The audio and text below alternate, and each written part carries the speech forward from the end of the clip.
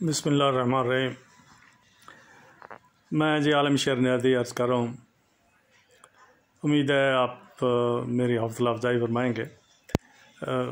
मेरा एक छोटा सा चैनल भी किया हुआ है, उसको भी आप सब्सक्राइब कर लें तो आपकी मेहरबानी होगी और हौसला अफजाई होगी। ये मैं यहाँ से शुरू करना चाहता हूँ कि 19वीं सदी में जब बादशाहतों का दौर था और दौलत सिर्फ़ चंद ख़ानदानों में मरकूज़ थी, जैसे चाइना में बादशाहत थी, रशिया में बादशाहत थी और बहुत बड़ा अरसा इनकी बादशाहत थी। तो एक कार्ल मार्क्स एक वकील था और हमारी तरह गरीब आदमी था, तो उसने सरप्लस वैल्यू के नाम से यानी उसने कहा कि भाई जिसके पास जितना कोई है ना, उससे जो ज़रूरत है उससे ज़्यादा जो है वो अवाम को दो।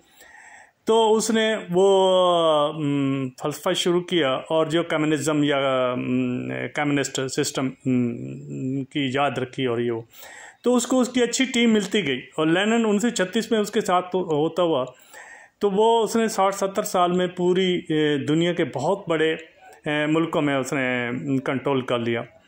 चाइना में भी माओ ज़ेडुंग एक लाइब्रेरियन था, उसका मैं पहले भी जिक्र कर चुका। तो वो बादशाह से ख़त्म हुई और दुनिया ने एक इनकलाब रूनुमा हुआ और उस वक्त फिर दो जंगें शुरू हुई। दो जंगें से मुराद ये है कि दो यानी नज़रियात शुरू हुए, कैपिटलिज़म और कम्युनिज़म। कैपिटलिज़म अमेरिका में था कि भाई जो जितना कमाओ लूट, लेकिन वो जो कमाते थे वो उसका टैक्स भी देते थे, वो ऑनेस्ट तरीके से कमाते।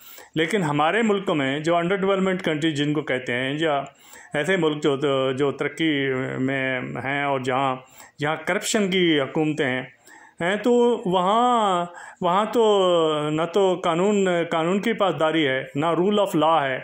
वहाँ तो है कि जितना लूटो, माल बनाओ, बाहर लेके जाओ और कैपिटलिज़म वालों से, और कैपिटलिज़म वाले भी फिर इनको इस्तेमाल करते हैं। भाई कैपिटलिज़म सही है कि बस जितना जो लूटो तुम्हारा है।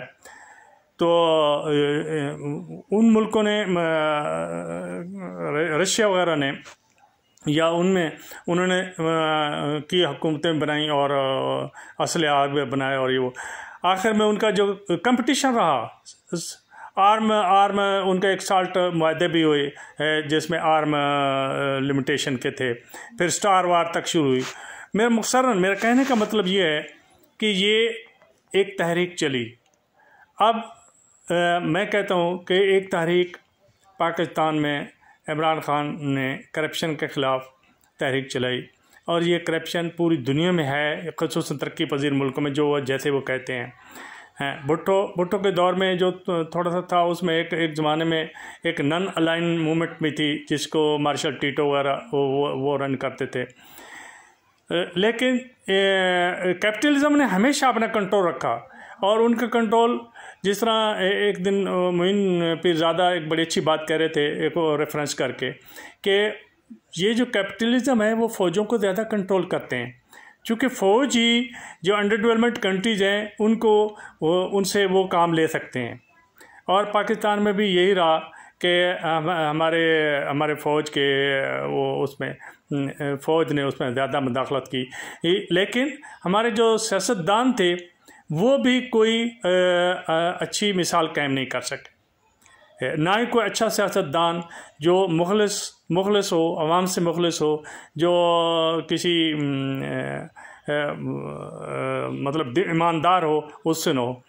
बहुत से अच्छे लोग भी थे, जैसे मिराज खालिद है।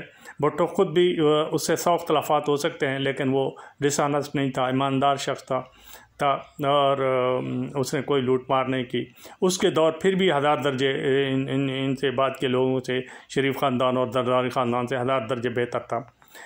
तो अब अवाम में मेरा नुक्ता ये है कि अवाम ही है, अवाम ही स्टेट की सबसे बड़ी पावर है।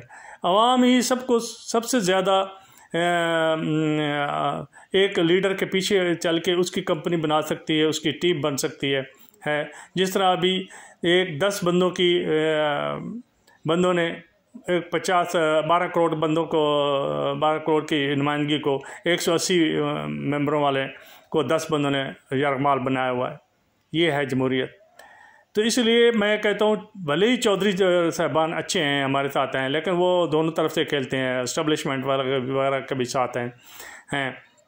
इसलिए आवाम से मेरी रिक्वेस्ट और मेरी इल्तिजा यही होगी कि आप एक ही दम इसको मुकम्मल तौर पर इमरान खान की तारीख को मुकम्मल तौर पर एक दफ़ा उसको मदद करें। उसकी 3/4 से उसकी याद है, एक दफ़ा हमने नवाज़ शरीफ को भी ये 2/3 अक्सरियत दी, लेकिन उसने कुछ भी नहीं किया।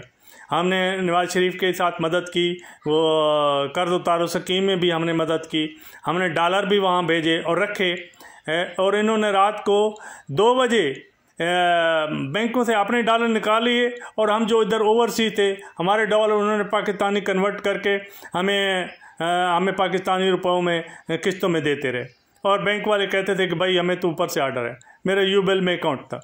तो मैं तमाम आवाम से, तमाम बहन भाइयों से गुजारिश यही करूँगा कि अभी ये जो इंतशार हुआ ये गुंडागर्दी है, ये ला कानूनियत है, ये रूल ऑफ लॉ नहीं है कि 12 करोड़ अवाम ने एक वज़ीर आला को मुंतखब किया, और एक गवर्नर साहब जो है जिसको उसने खुशनुदी उनकी हासिल करने के लिए कि उन्होंने हमें सेलेक्ट किया है, वो एक टिटुलर हुक्मरान होता है। आपके नाम पे एक हुकूमत चलती है, ये नहीं होता कि आप उसमें मदाखलत करें, आप उसको न उतार सकते न करते हैं, लेकिन एक उसको डी नोटिफाई कर दिया।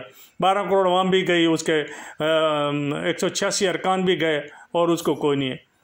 तो मेरी यही इल्तिजा है कि अल्लाह करे कि पाकिस्तान में अमन है, और पाकिस्तान की जो मेशी हालत है बुरी है, गरीब अवाम बेचारे पिस रहे हैं और गुर्बत की लकीर से भी नीचे चले गए हैं, मैशत ख़त्म हो गई, इंडस्ट्री ख़त्म हो गई, तभी लोग भी इतबार भी नहीं है। बाहर जो है वो कह रहे हैं हमने फैटअप से निकाला, जिन्होंने उस वक्त बाइकाट किया था वो फैटअप से निकाला, और उन साहब को भी कह दो कि मेहरबानी करके कभी आप अपने मुल्क का भी दौरा कर लें, पाकिस्तान का भी। वाखिर दवाना अल्हम्दुलिल्लाह रब्बिल आलमीन।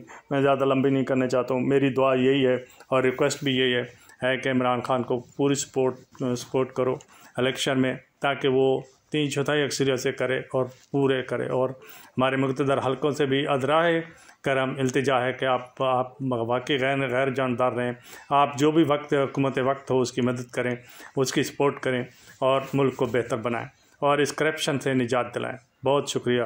वाखिर दवाना अनिल हम्दुलिल्लाह रब्बिल आलमीन।